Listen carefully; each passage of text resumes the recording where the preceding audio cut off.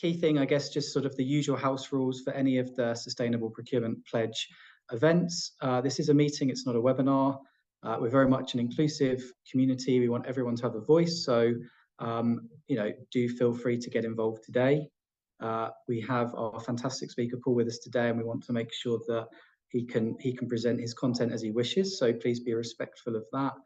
Use the chat function. You can ask questions in there. You can communicate amongst yourselves. You can add any extra content. You could raise your hand if you want to ask the question mid-flow, or there'll be time for Q&A at the end. And obviously, as I've already said, please note that this session will be recorded. And that recording will go out on probably both the Sustainable Procurement Pledge site, but also via sort of YouTube and LinkedIn. So welcome to our next event, which is the event of the Travel and Hospitality chapter of the Sustainable Procurement Pledge. We do have our fantastic speaker today, but before we start, I just wanted to give you a very quick introduction to the SPP and especially our chapter, for those of you who aren't familiar with ourselves. I'm sure most of you by now have become familiar with the SPP and how we came about. If you're not, you can go on our website, which is www.spp.earth, and to learn more. And if you go onto that website, you're going to find a ton of content about all of the events we've run over the last few years. You're also going to find the ability to pledge yourself to get involved. Simon, sorry when I interrupt, but we don't see your slide if you show already something. Okay, why not? The presentation is not there. Okay, that's not working. Why is it not shared? Bear me 1 second. Let's lay plans. It worked when we were... Yeah, you even tested it before, right? Yeah. It's always the last minute effect. Yeah. Now it's working.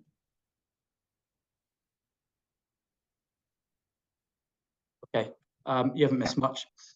This slide and this slide is just the intro. So obviously you can go onto SPP site, you can find all of the content, you can make your pledge and you can get involved. I think the key thing is at SPP, we really care about sustainability, and we genuinely believe the procurement profession has such a significant and fundamental role to play in driving it. And with that, we have a vision actually that all global supply chains will have sustainable procurement embedded by 2030.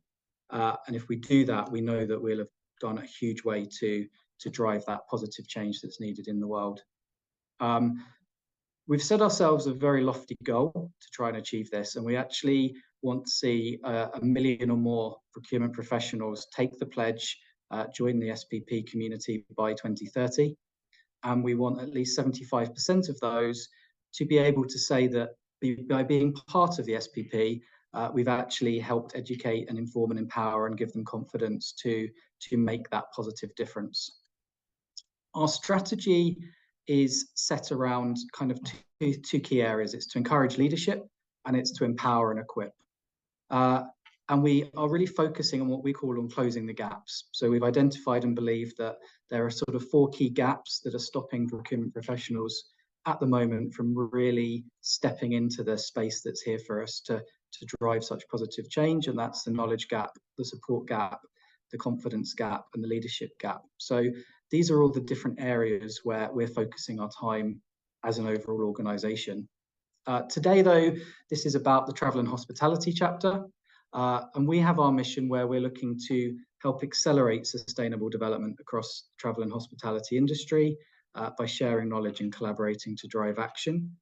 Yeah, we have a sense that probably if we were fair, if we look at the sustainability movement around the world, the travel and hospitality industry at a general level is struggling to gain some of the momentum that other of the industries are. So we're really looking to help people to give them that confidence to push forwards.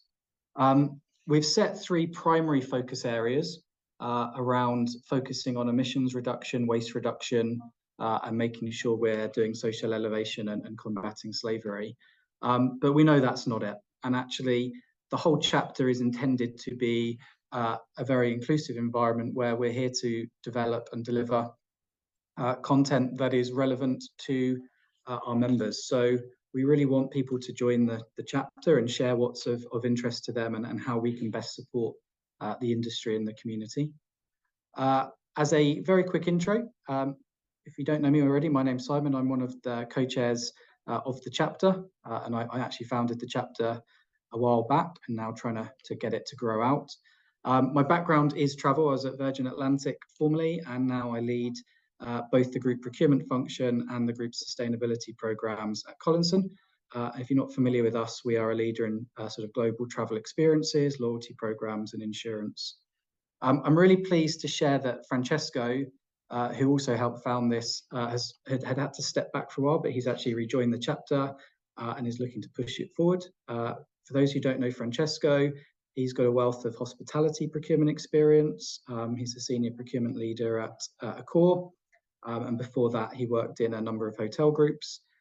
He's also really keen on the use of sort of modern tech and AI and the metaverse, and has got some interesting presentations lined up for the chapter soon around how we can integrate that into driving sustainability. And I'm also very delighted to share that Yvonne, who's with us today, has also joined the chapter. Yvonne has also got a wealth of industry experience from sales roles at TUI, Hilton, and Accor.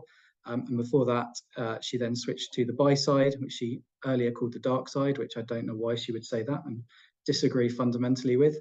And has now embraced her sustainability passion by setting up the Jaro Institute to drive both sustainable procurement and sustainable tourism. If you've not come across the chapter yet, we have been active this year, and you've missed some great events. So what I would say is they are all available online, and they're something you can go back to and look at your leisure should you be interested in.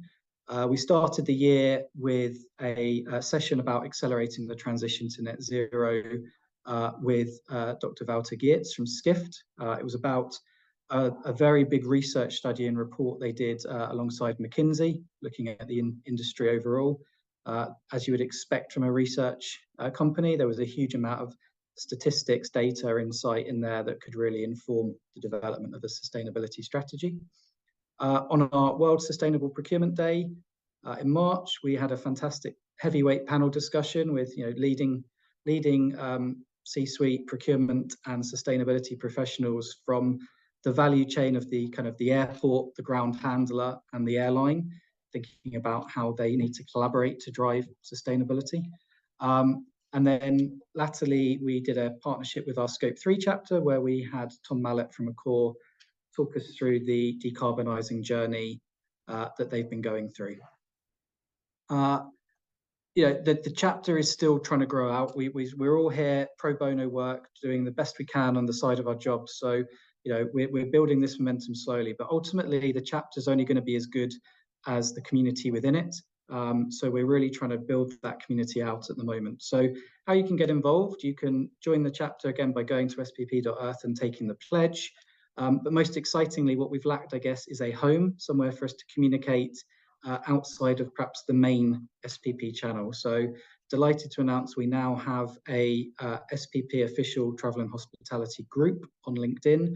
And we're really encouraging the community to build there, so we can share contacts, we can share insight, we can network, and we can really grow that forward. So really encourage you to get involved there. So with all that said, I am delighted to be able to introduce you to our speaker today.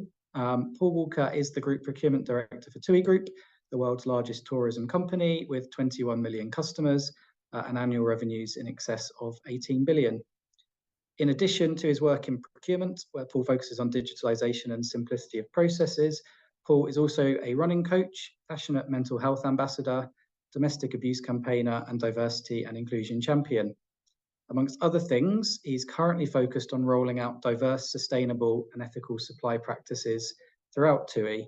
And it's on this topic that he's joining us today, but with a small group, I'm sure he would entertain questions on any of those passions that we listed out.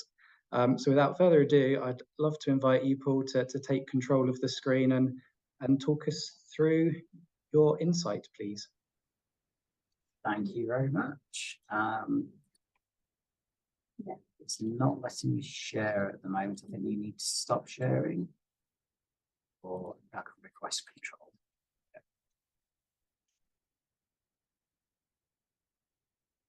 Now that's requesting control on the screen. Can you just, yeah, if you stop sharing, it should let me do it now.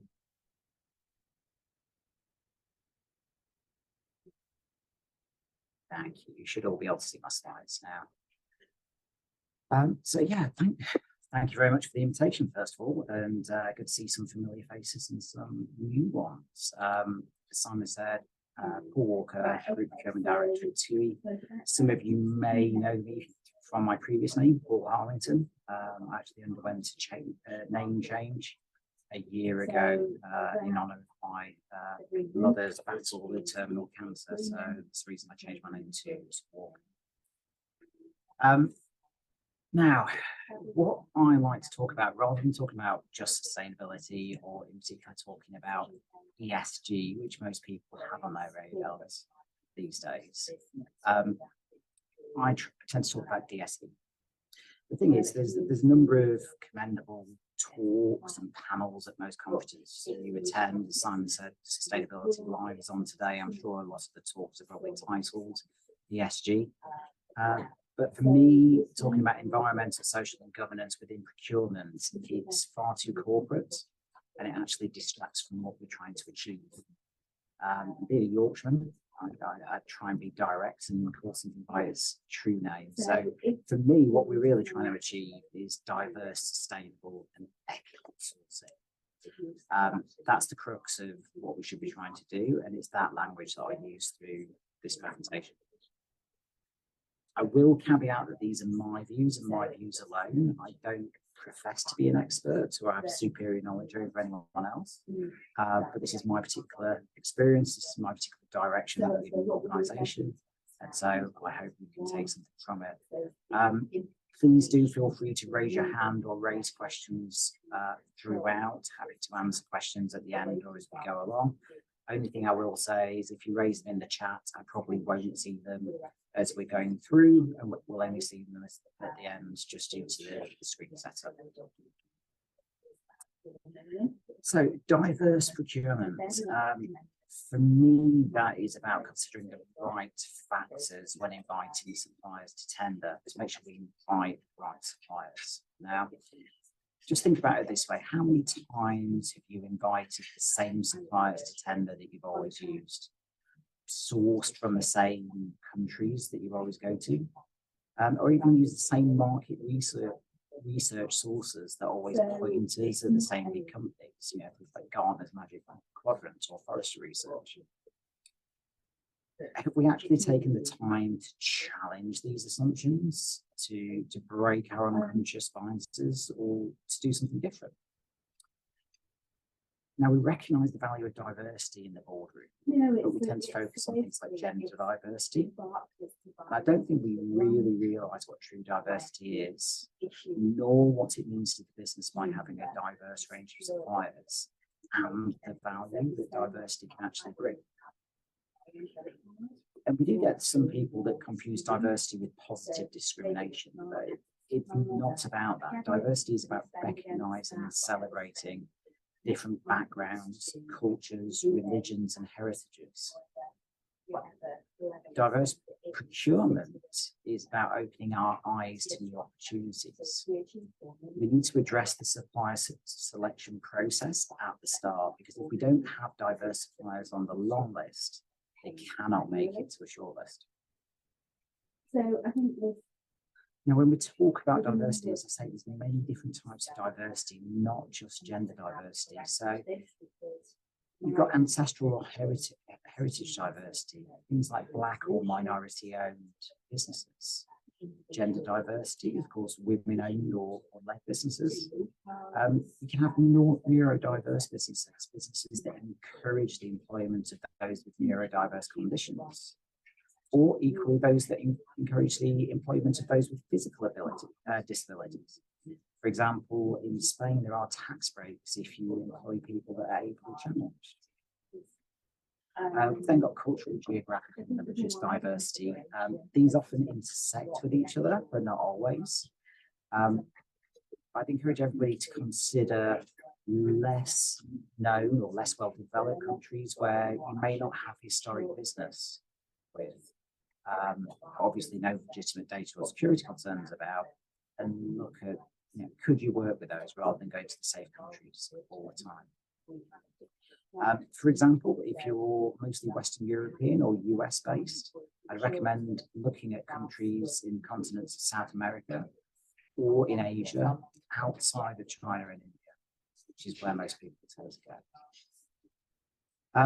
Other types of diversity, we've got age diversity, so companies that encourage old age friendly hiring practices, as well as apprentices and graduate schemes. Something like B&Q in the UK is a good example of that, by employing pensioners or those approaching pensionable age. We've also got companies that promote diversity through investing in social causes, such as investing significant revenues or margins back into social causes, or simply that are leading the way with their own DSE initiatives, those I call trailblazers. Now, I mentioned about using suppliers outside of China and India. For me, a lot of us source goods from China or use outsourcing in India. For me, that's not a diverse supply base. For me, that is wage and labour arbitrage. And hopefully, as we go through this presentation, it'll become more apparent what true diversity really means. I will also caveat that there's other types of diversity, such as sexual orientation and so on. This is not an exhaustive list, but this is just the key ones that do apply to sourcing, in my opinion. Diverse procurement, sustainable procurement. For me, this is procuring the right things to meet our needs when we do actually need to buy something, because of course we all know the most sustainable procurement practice is not to buy something at all unless you really need it. So sustainable procurement is obviously about embracing the circular economy, making use of secondary, recycled or upcycled materials. But it's also crucial that we design as well as buy for sustainability.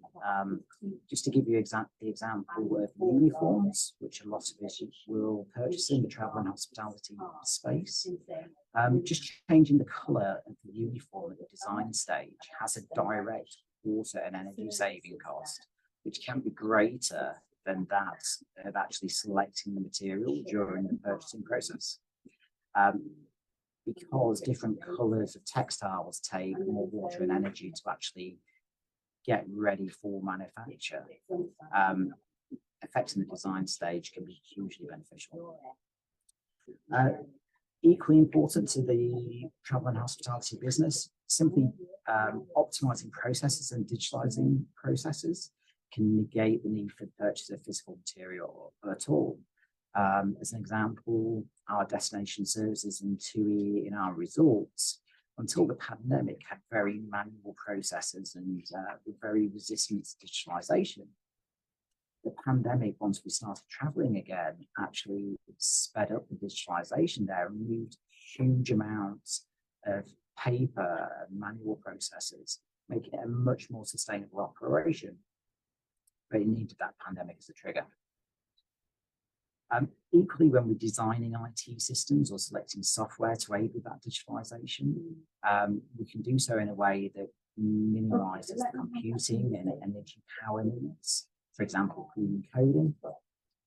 And we can also embrace initiatives such as bring your own device, which reduces overall purchases. It means that you're not buying a laptop for an employee as well as them buying a laptop or a tablet for personal use. Maybe they're using one for both. You can also obviously look at many other things as well, but just some examples here. Packaging initiatives such as an Amazon delivery day, having things delivered on one day in a week rather than several days. Is actually something I spoke to Amazon about years ago before they introduced it. I'm glad to see they have. That can severely cut down on packaging, even if it's recyclable packaging. Cutting down on its production in the first place has a great benefit. We'll look at smart office and automation when we're moving offices or renovating offices. And then things like smart water use in our data centres, whether they're owned or in the cloud, as well as looking at renewable power in our head offices, our retail stores, and in our destinations, if we've got those as well, especially if they're in sunnier countries where the return on investment is much quicker with solar panels than it is in Western Europe. Now, a lot of people ask me, do I think that we should set diverse, sustainable and equitable targets the same way as we set environmental targets for things like carbon and emissions? Now, possibly controversial, but I would say no. What our responsibility as procurement professionals, regardless or not of our sustainable focus, is to maintain a neutral and unbiased process. So I do believe we should measure our progress using the data that we collect from suppliers and measure the contribution to the overall company. But when it comes to selecting suppliers and selecting goods and services, instead of focusing on targets for supplier selection on sustainable criteria, we should build into our requirements the sustainable principles that matter.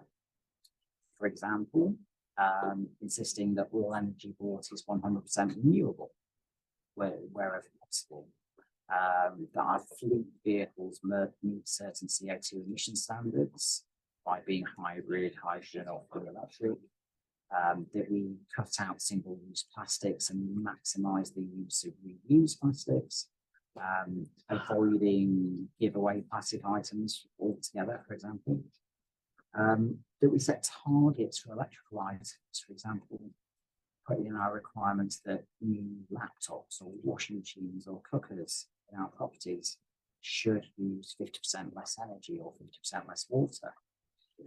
Doesn't mean that we're going to achieve that, but if we put that into our requirements, we're getting the suppliers to think about it, we're getting them to offer us most sustainable options, so that we can judge them the sustainable criteria alongside price, delivery, quality, and business outcome or margin. I also think that we should set clear principles for everybody that works in this area. For example, I mandate that our diverse, sustainable and ethical questions are used in all our tenders. I insist that diverse, sustainable and ethical criteria has a minimum 10% weighting, ideally 20%. So it's a quantitative rather than a qualitative approach to scoring. Also want to quantify things, so making sure that there's no positive discrimination for just sustainable options, but instead considering DSE alongside other aspects such as price, quality, value, and so on. I also asked that at least one vendor from a diverse background is included in the long list for each tender. As I said earlier, unless we've got a diverse long list of suppliers, we won't end up with the possibility of a diverse supplier in the shortlist. And I'd also say constantly seek feedback from your suppliers, but also from your employees and your customers. Your employees, especially your customers in your local community, are probably going to be more diverse than your actual supply base. So consult them, see what they'd expect, see what they recommend. Coming on to ethical procurement, for me that is procuring what we need from the right sources in a way that can be looked up to. So you can associate this with governance in ESG, but it's not just about addressing regulations such as the Modern Day Slavery Act, the Supply Chain Act in Germany seems to be regulated in Europe, or the US Dodd-Frank Act. It's about going above and beyond that, because we know that companies are generally obliged to analyse and evaluate their supply chains with regard to these regulations. We know that we've got to be careful about doing business with sanctioned individuals, now more than ever with the Russian war on Ukraine. But even if it isn't illegal or against regulations, is it immoral? For example, do we want companies in our supply chain that use zero-hour contracts?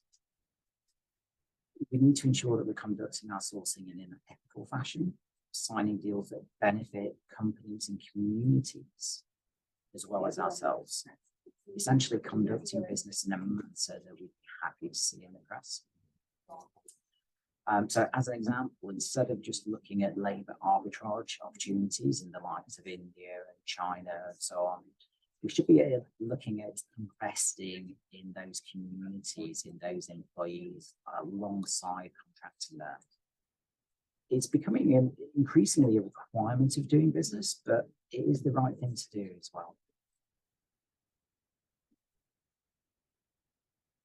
Now, how do we apply this in practice? Well, I try to keep in mind 5 key principles. The first is simply asking only the DSE questions that matter. And I apply this to all RFP questions that apply within my team, actually, not just DSE. But really sharpen things up. Don't ask questions that you don't need to know the answer to, or that you're not going to bother reading or scoring. Ask only the pertinent questions, and don't just expand your question set until it gets to 300, 400, 500 or more questions that suppliers will take hours and days to answer for no benefit whatsoever. Ask the questions that matter. Do challenge the current approach to long listing suppliers and the selection criteria. So just because somebody says, oh, well, we can't do business in that country because it's too risky or it's too corrupt, or we've never had success in this country or with this supplier, challenge that. Things are likely to have changed. Even if they haven't changed, it's probably only one person's opinion and it's highly subjective. And through introducing that diversity into your long list, you're likely to get a much better range of approaches and eventual solutions. Engage with your employee and your customer base. They're a huge source of knowledge for potential suppliers and potential supply options, as well as sustainability trends as well. Using that pool of minds in your employee and customer base can often provide more ideas than you will come up with on your own. And do educate as you go along. Not everybody will understand what you're trying to achieve. Some people will feel threatened, particularly by the diversity element. They won't understand it. And you may experience and have to overcome overt, covert, and unconscious bias with regards to diversity, particularly when we're talking about diversity relating to colour or appearances.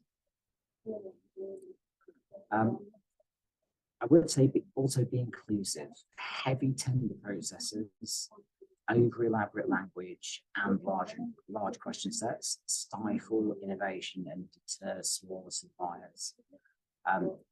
Considering ways to be more inclusive so that small and medium suppliers can participate and those without big marketing or sales functions can take part can be hugely beneficial, but it does necessitate a mindset change, almost a paradigm shift in how we do procurement, because many of our buyers will have been trained in making sure that a supplier is financially stable, is of a sufficient size, has a certain amount of trading history, has worked in our sector, before they're considered to actually be invited to tender. Getting rid of some of those biases and assumptions will allow you to have a more diverse long list at the beginning. Doesn't mean you can't consider those criteria during the selection, but it means that you're considering them with an open mind, with a diverse supply base to begin with. Now, in TUI, I've put that together into a group-wide policy, which I'm just formally introducing now. It goes to the board in a week's time for ratification, but it's already been signed off by the CEO. So this puts into a policy the diverse, sustainable and ethical factors to consider when sourcing, as I've talked about, with the objective that people, with the dictate that people include it in their requirements when tendering. Now, it is different from most other policies in that it is more educational than dictatorial. It states what you must consider, what you must include in your requirements, but not necessarily what you must purchase. The principle is that your decision on diverse, sustainable and ethical aspects of the purchase must be auditable logical and defendable when you consider those aspects against price, delivery, quality, and business outcome and margin. And you must have those DSE criteria in your requirements and that DSE question set in your RFP to be compliant with the policy. The policy also emphasises, I touched on at the beginning, that the best option from a sustainability point of view is always to refuse to buy something new unless it's absolutely necessary. So alongside avoiding buying at all, we should also be considering, for example, renting instead of buying, repairing a defective product so it can be used again for its original function, reusing an item again and again, refurbishing an old product to bring it up to date, or repurposing something that we already have to turn it into.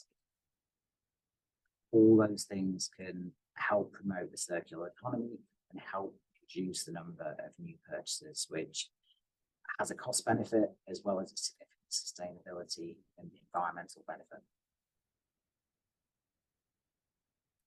So if we put that all together, diverse, sustainable and ethical procurement is really procuring the right things to meet our needs from the right sources, using the right open and unbiased selection factors. It is an additional axis that needs to be embedded and embraced at the same time as the traditional procurement criteria of price, quality and delivery, to which I always add business outcome and margin, because price, quality and delivery on their own without business outcome are simply taken out of context. Diverse, sustainable and ethical aspects need to become a fifth criteria, but not just as a checkbox exercise, but part of our business as usual.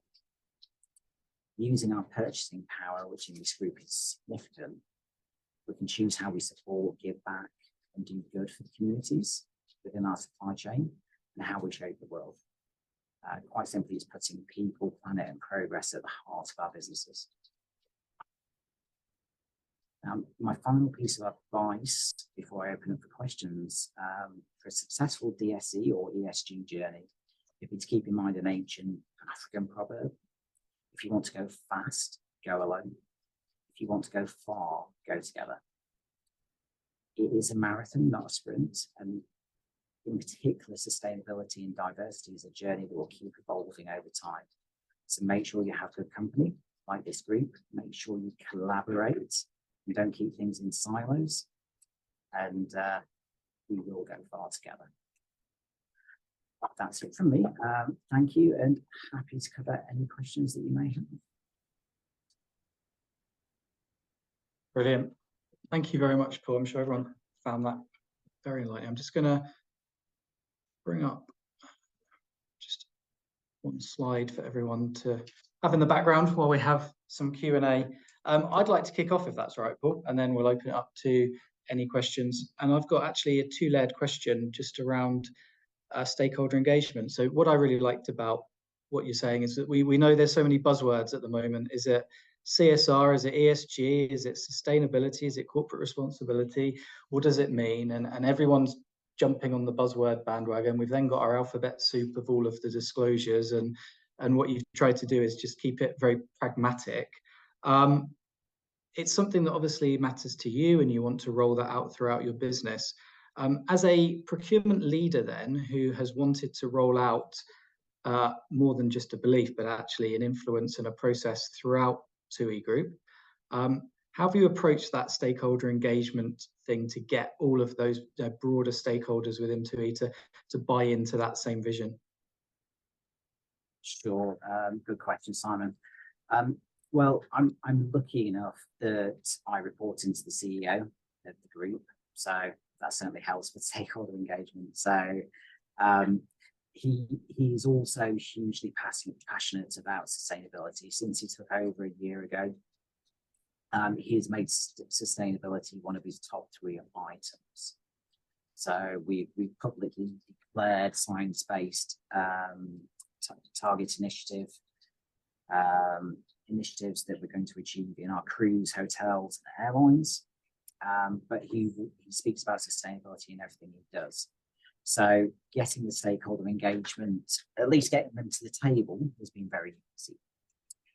What has been more challenging is getting people on board to understand about diverse and ethical sourcing alongside sustainable sourcing. More of a challenge, and also in particular, I think convincing our hotel sectors around just how much they can influence sustainability in the way that they build and design their properties, because properties abroad are hugely energy intensive in terms of air conditioning, swimming pools, cleaning, lighting, irrigation for gardens, so on and so forth. But I really piggybacked, I would say, diverse and ethical sourcing on the back of sustainability. And I do believe that by calling it diverse, sustainable and ethical sourcing, rather than calling it ESG, people don't think I'm stepping on anybody's toes, because, you know, they don't think I'm trying to take over ESG, but instead I'm just trying to focus on making sure that we've got DSE principles embedded throughout our supply chain. So I spoke about this last November at our senior leadership meeting in Fuerteventura, where we had a sustainability part of the agenda. That got the top 200 leaders on board. And then since then, it's been a case of going around individual leaders, the most important ones, making sure that we've got feedback on the policy, making sure that any concerns or any thoughts that they've got built in, so that it is this journey where we go far together rather than me trying to go alone and just present something to the board that nobody's been engaged on. I hope that answers your question. It does, yes, brilliant, thank you. That's the first part, that's the easy part. There may be people on the call today then, or watching back online, as we said, it's very much to share publicly, that they may be very inspired by your diverse, sustainable and ethical approach and would love to try and embed that within their procurement functions, but they may not be, you know, the leader. So one of the things is that kind of development from within the team. So if you were speaking to anybody listening who wants to embed diverse, sustainable and ethical procurement in their practices, but perhaps don't lead the function and therefore need to influence their own procurement leadership in this is the route to go down, what advice would you give to them, please? Interesting question. I think obviously it depends on your leader, because you need to understand their motivation, their thoughts for how you influence them. The first thing I would say is I'd encourage anybody in a procurement function who's not the leader, if you want to introduce DSE criteria, DSE principles, do it. Better to ask for forgiveness rather than permission. So just get it done. People will see the effects. Secondly, just sit down with your leader, explain what you're trying to do. I think, in particular with the approach that I'm taking, we're not trying to force people to buy sustainable items. So you don't go down the route of having these challenges saying, well, this environmentally friendly option is 20% more expensive. What you're simply saying is that there's another aspect to our decision-making criteria that looks at the diverse, sustainable and ethical aspects. So we're not forcing anybody to purchase something in a certain way, but we're forcing them to think another way, or at least to include another aspect of their thinking. And for me, that should encounter a lot less blockages in your conversations. If you're facing resistance, I would also maybe try and emphasize the sustainable aspects of DSE more than diverse and ethical, and like I've done, just sort of piggyback it on, because your support for sustainability within the organization is likely to be much more mature and understood than it is necessarily for diversity or for truly ethical sourcing. Brilliant, thank you. Time to open up to the room and the floor. Is there any questions? I can't see any in the chat. So we're a small group, so open to the floor live.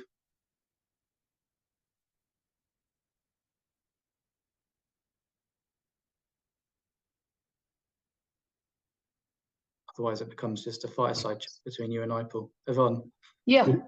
Then you can I ask have me a questions question. about running or boxing, motorcycle racing, mental Yeah. health. Yeah, what the question that I'm having is, what are your main KPIs that you are using in regarding sustainable procurement, or your ethical and sustainable and diverse procurement? What are really concrete figures, concrete numbers that you defined to reach your targets? Because it was all very generic, let's say. Yeah. I'm a bit critical in this way. And want to come a bit closer on what you really have on your agenda and what you really maybe already achieved and how you measure this. Yeah. So again, good question. So this is why I have KPIs rather than targets. So the KPI, well, a couple of core KPIs are that there's a diverse supplier in every long list of things that are tendered, and that we have the DSE questions in every RFP we do. That is the foundation for. The next step is looking at how many of those diverse suppliers make it through from the long list to the short list, and how many get selected. So you've got sort of a 2B and a 2C KPI there against the 100% of diverse suppliers being included. In terms of sustainability, we're still working on the KPIs for that, but inside the policy, there are 15 sections that look at different types of purchases. For example, things that use energy, things that use water, things related to single-use plastics, things relating to fuel or fleet. And in every one of those areas, there is a requirement that needs to be inputted into the RFP. And that is something that can be measured against with a KPI. So how many offers do we actually have that meet that KPI or come close to that requirement in the first place? Those together give us about 20 measurement points. I don't specifically have measurement points on ethical. It's more about the way we do business and avoiding doing it in the wrong way. I guess the KPI would be how many unethical things I become aware of, or borderline things. But certainly for the diverse and sustainable, it's about a group of 20.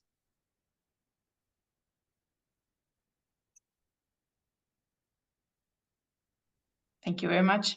No problem.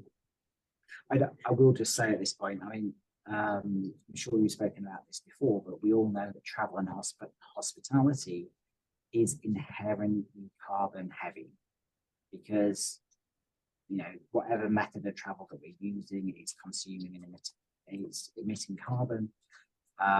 With hospitality, people generally traveling for it. So, we have a huge responsibility in this sector and this industry to really influence sustainable ways of doing things. But equally, because we travel, we are a force for good. We are bringing income quite often into less well-developed areas, less economically developed areas. And some of the destinations that we fly people to or ship people into, it can be like 50, 60, 70% of their GDP develops from tourism. So travel is a force for good, as well as being a carbon emitter. So it's how, for me, we have to look at things holistically as diverse, sustainable, and ethical, and not just sustainable. Otherwise, we ignore all the good that travel does. Any other questions?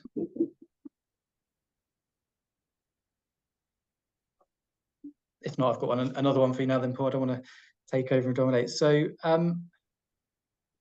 obviously, and I think you just touched on it there, Paul, it's a very nuanced situation, and often, especially in travel and hospitality, we do focus too much straight to carbon because it's such a material part of the challenge we face. But there is a lot of nuance. ESG is a thing. As you said, you're not trying to take over the sustainability team's role and that world.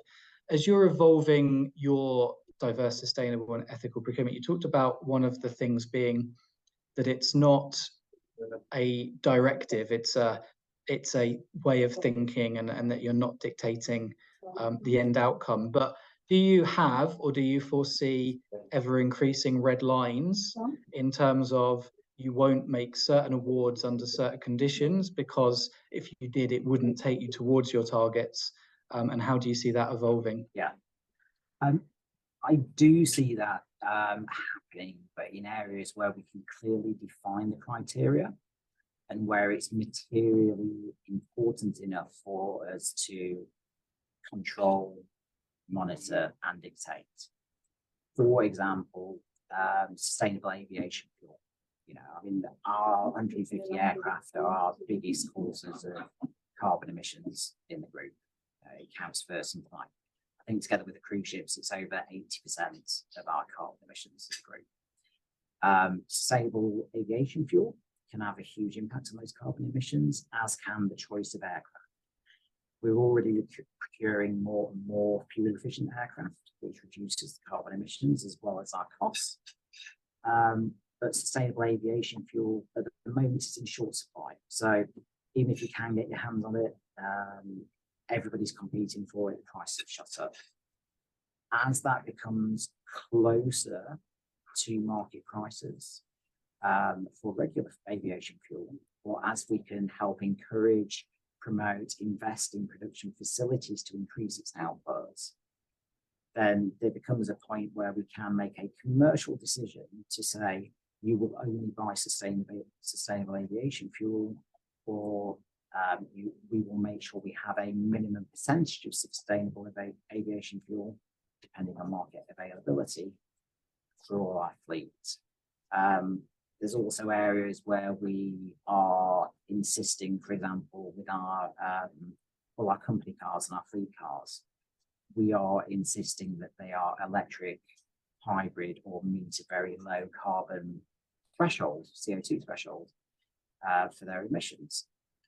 Those areas we can sort of mandate and dictate and limit. But when you're talking about a diverse, sustainable, and ethical policy that covers anything that you might buy as a group, you can't mandate every specific item or service that you may buy. You've got to be a lot more generic.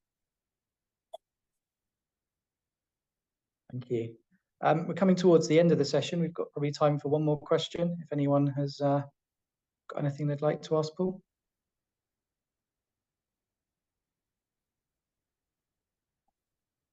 Can I ask a last question, if I'm allowed to? Yeah, because Sure. the social aspects are quite, not so often mentioned here. So do you already address the topic of living wage or of child exploitation? And especially the social part is very critical in the tourism industry, as we know. So what is your engagement in this way to talk to your suppliers, to educate them also in that way, to make them aware of the situation and to ensure that they are doing the right things? Yeah. Well, we've had a huge project over the last 2 years to get ready for the German Supply Chain Act, which came into force on the 1st of January. As we're headquartered in Germany, that automatically applies to us and all our subsidiaries. And for those that don't know, the German Supply Chain Act is effectively, it's like the UK Modern Slavery Act, but it's on steroids. It's much, much stronger. And the European regulations that will come in on the same thing are going to be even stronger still.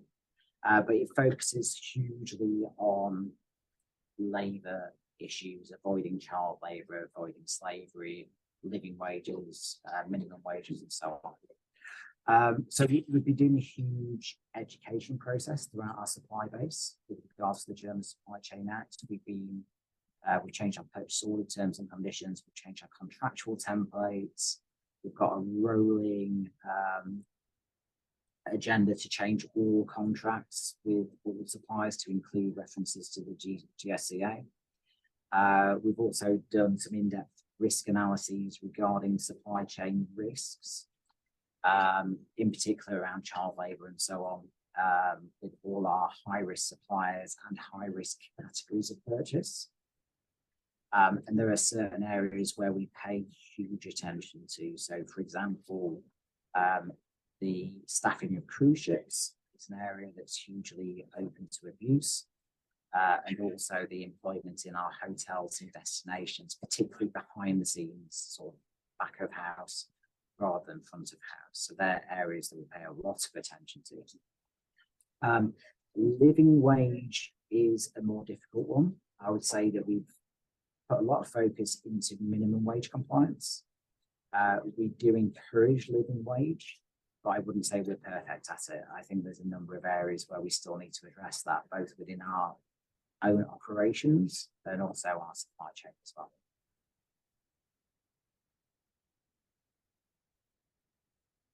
Thank you so much. Great.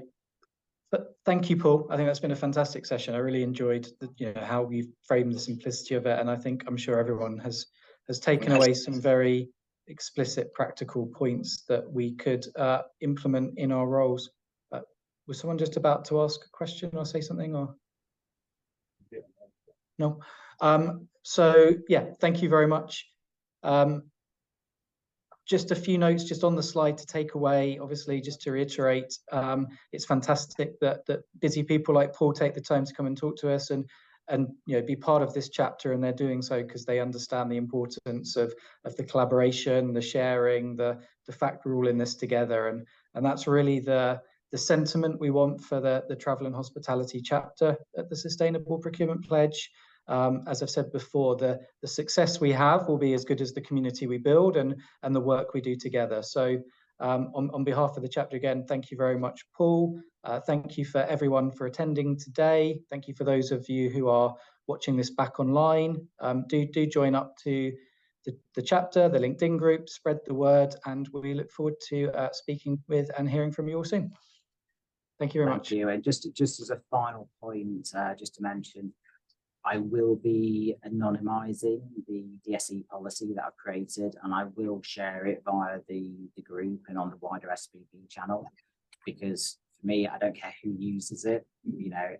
As you said, we're all in this together. So the more people can use it, benefit from it, cannibalize it, whatever, I'd really encourage that. Fantastic. That's very kind of you, Paul, and I'm sure we'll all be borrowing as much of that as we possibly can. Thanks, everyone. Thank you, everyone. Have a great day. Bye-bye. Thank you. Bye-bye.